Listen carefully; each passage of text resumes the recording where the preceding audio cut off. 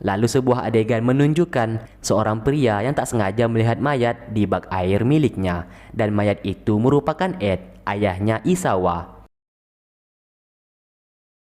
Isawa pun tiba di sana, namun Ginny memasang wajah yang murung karena Isawa telah datang dan taman hiburan itu juga akan segera tutup. Isawa menjelaskan kalau ia datang terlambat gara-gara membantu Via yang tadi sempat mengalami kecelakaan. Sebagai permintaan maafnya, ia pun memasakkan banyak sekali makanan kesukaan Ginny. Tapi tiba-tiba, Ginny mengatakan kalau sebaiknya mereka berdua harus segera berpisah. Tentu saja perkataan Ginny membuat Isawa sangat terkejut.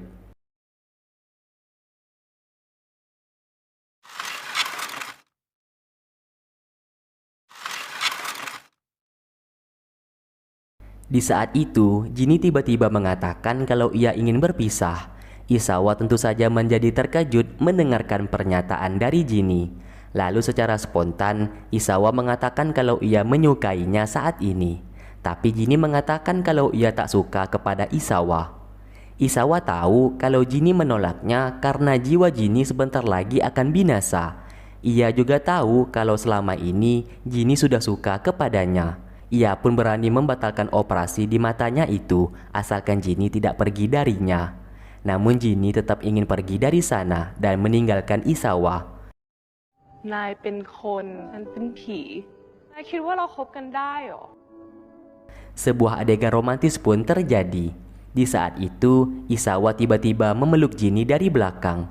Ia sudah tak bisa membohongi lagi perasaannya kepada Ginny kalau ia sangat merasa bahagia apabila dekat dengan Ginny. Dan pada akhirnya, cinta antara hantu dan manusia pun terjadi. Dan film pun selesai. Oke, lanjut.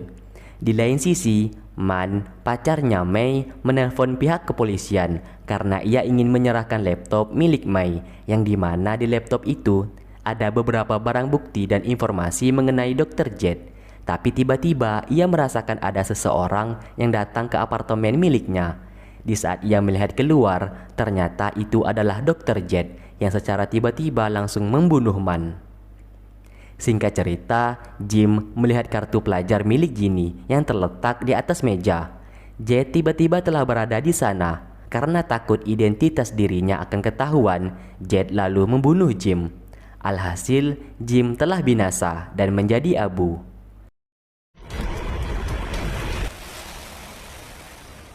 Inspektur dan kepolisian telah tiba di lokasi. Inspektur melihat Man yang telah meninggal jatuh dari lantai atas. Ia mengira kalau Man tidak bunuh diri, melainkan ada seseorang yang membunuhnya. Karena sebelumnya Man telah menelpon kepolisian dan akan menyerahkan barang bukti berupa laptop milik Mai. Ia pun memerintahkan anak buahnya untuk mengambil laptop itu. Di lain sisi, ada beberapa orang yang hendak merobohkan gedung tersebut. Mereka pun mengecek di setiap sudut ruangan, tapi tiba-tiba mereka diserang oleh roh halus yang terbakar. Mereka pun lari terbirit-birit ketakutan, sampai-sampai bos mereka sendiri pun mereka tinggal.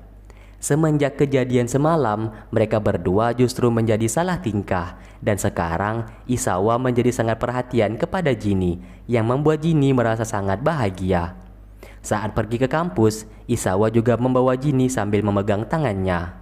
Setiba di kampus, Junior dan Lang menghadang mereka. Lang mengetahui kalau selama ini Isawa yang terlihat berbicara sendiri sebenarnya berbicara dengan roh halus wanita. Lang mengetahui itu karena sebelumnya ia sempat melihat wanita yang ia sebut sebagai bidadari. Ternyata saat kemarin mereka berfoto, wujud penampakan Ginny tertangkap kamera. Ginny malah menjadi kegirangan setelah mengetahui kalau wajahnya juga terlihat di foto itu. Lang lalu berterima kasih kepada bidadarinya karena telah menolongnya waktu di hutan kemarin. Namun sesaat, Ginny secara diam-diam mengambil foto itu dari saku Lang dan mereka pun pergi dari sana. Mereka pun tak sengaja bertemu dengan Dr. Jet. Ginny masih penasaran apakah Jet bisa melihat hantu atau tidak. Lalu polisi menunjukkan rekaman CCTV di area apartemen milik Man. Terlihat Man sedang melimpas di CCTV tersebut. Namun sesaat CCTV itu tiba-tiba mati selama 5 menit. Inspektur pun menyadari ada kejanggalan. Mulai dari kematian Mei, CCTV di sana juga mati selama 5 menit dan sekarang juga sama seperti itu. Kecurigaannya kepada Jet pun kian membesar. Mereka pun mengunjungi klinik hewan milik Jet dan menanyakan informasi di sana.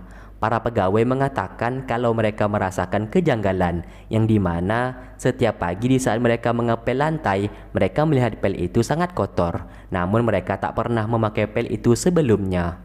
Dari belakang, Jet tiba-tiba datang ke sana dan menanyakan kenapa inspektur datang di kliniknya.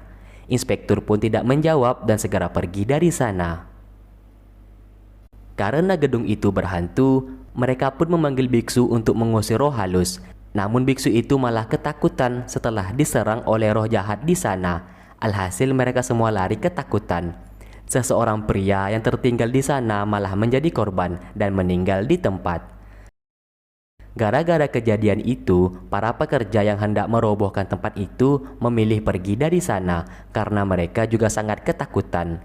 Sesaat, pria pemilik gedung melihat selembaran kertas iklan dan di iklan itu ada orang yang mengatakan ia dapat mengusir hantu yang sebagaimana kita tahu mereka adalah Junior, Lang, dan Isawa.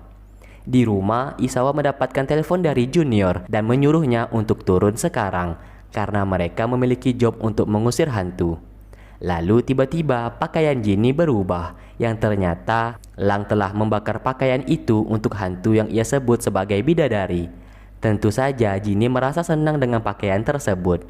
Lang membakar baju itu sebagai bentuk rasa terima kasihnya. Singkat cerita, mereka pun mendatangi gedung tersebut dan sekarang penampilan mereka jauh lebih baik dari yang sebelumnya. Secara perlahan mereka semua mulai masuk ke dalam. Junior dan Lang tak sengaja melihat roh halus di dalam sebuah ruangan. Lang yang hendak memanggil Isawa dihentikan oleh Junior. Ia mengatakan biarkan mereka berdua saja yang urus supaya mereka bisa mendapatkan rekaman video penampakan. Dengan penuh percaya diri mereka masuk ke dalam. Di lain tempat, Isawa dan Jinny memasuki sebuah ruangan dan Jinny hampir saja tertimpa oleh lemari besi di sana. Di sana terdapat borgol besi yang tergeletak di lantai. Junior dan Lang tiba-tiba dihantui oleh roh halus di sana yang membuat mereka berteriak histeris. Alhasil, Junior pun diserang oleh hantu-hantu tersebut.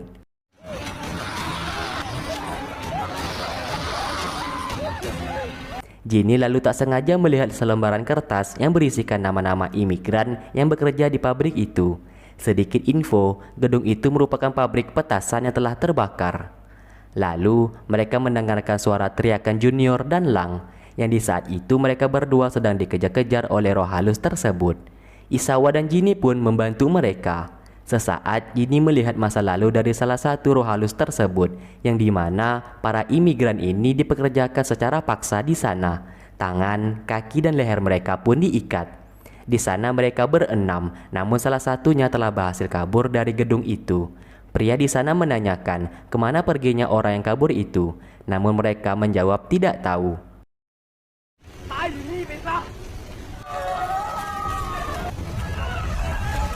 Pria itu pun kesal dan membiarkan mereka meninggal dalam keadaan gedung itu sedang terbakar. Mereka semua berteriak meminta tolong, namun si pria tidak memperdulikannya. Mengetahui roh halus itu tidaklah jahat, ia mengatakan kepada Isawa kalau mereka ini hanya meminta tolong untuk ditemukan jasadnya saja, agar mereka bisa bereinkarnasi. Singkat cerita, polisi pun tiba di lokasi dan berhasil menemukan tubuh dari roh halus tersebut, yang dimana tubuh mereka ternyata telah disembunyikan di suatu tempat oleh pria yang meninggalkan mereka sebelumnya. Polisi sangat bangga dengan Junior dan Lang karena berkat mereka, kasus ini akhirnya dapat mereka usut lebih dalam lagi. Polisi itu pun mengundang mereka berdua ke kantor polisi karena di sana polisi itu mengatakan terdapat hantu yang sering mengganggu mereka. Tentu saja Junior dan Lang dengan senang hati membantunya. Setelah itu Isawa mengajak Jinny jalan-jalan ke taman hiburan. Terlihat mereka bersenang-senang di sana, layaknya orang yang sedang berpacaran.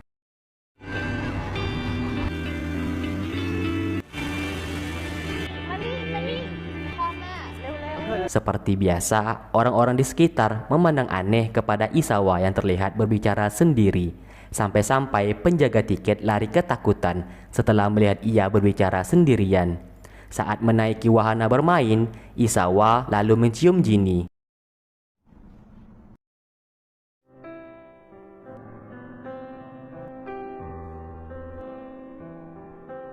Tidak cukup sekali, ia menciumnya hingga 2 kali dengan alasan agar jini bisa melihat masa lalunya apabila berciuman dengan dirinya.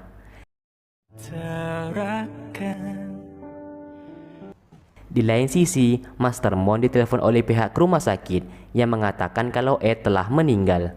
Ia pun bergegas pergi ke sana dan ia pun melihat tubuh Ed telah membujur kaku di kamar mayat. Master Mon menangis dan menjadi syok setelah melihat Ed yang ternyata sudah meninggal. Lalu Isawa tak sengaja melewati klinik hewan milik Dr. Jet. Dari dalam, Jet melihat mereka berdua dan ia pun menghampirinya.